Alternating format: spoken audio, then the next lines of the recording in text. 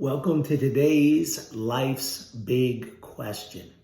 Today I want to share with you a passage of scripture in a word that's a deceiving word. The word today is favoritism. You see, favoritism, that word doesn't seem too abrasive. Well, you show favoritism to this one or that one, but favoritism is just a dressed up word of an uglier word, racism. And we think that racism is a new concept, but it's not. It's been around throughout biblical history and way back. And the scripture I want to share with us today is found in James chapter 2. If you read that whole chapter, it actually talks about favoritism being forbidden. But I just want to focus on the first verse today.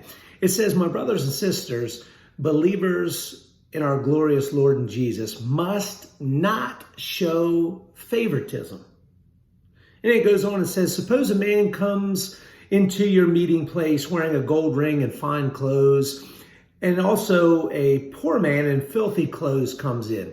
If you show special attention to the man wearing fine clothes and say, 'Here's a good seat for you,' but say to the poor man, 'You stand over there,' or 'sit on the floor,' you have not discriminated among yourselves, have you not discriminated among yourselves and become judges with evil thoughts?"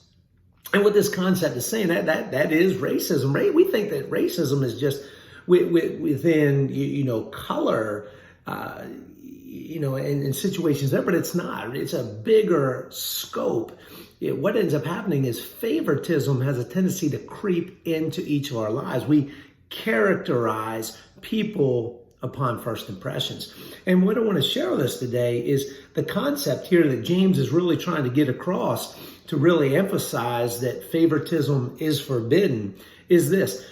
For us to really love people and care for everyone and break that barrier of favoritism and or racism, here's what we have to do. We have to care for people out of decision, not reaction.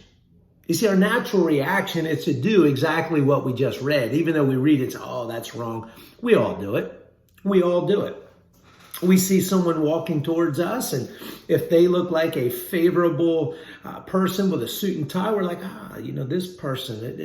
But if we see somebody that may be homeless or struggling to go through life, we have that initial perception. So our natural reactions are always going to be there. Okay? But in order to break this cycle of favoritism and racism, we must make a decision. Even though we will see these things initially, and our initial perspective will be to do this, which we just read, we have to make a decision to overcome our reactions. And that's how we break that. Say, no, you know what? This is probably a good person that's just been down on their luck. Hey, how you doing? My name's Mike. I'm your friend. I'd like to meet you and talk to you. We have to make conscious decisions to change our reactions. That, my friends, is how we break the cycle of favoritism. Great word. Keep up with us on our website, theedge101.com. Follow our leadership talks on YouTube at The Mental Edge 2018. Have a great day.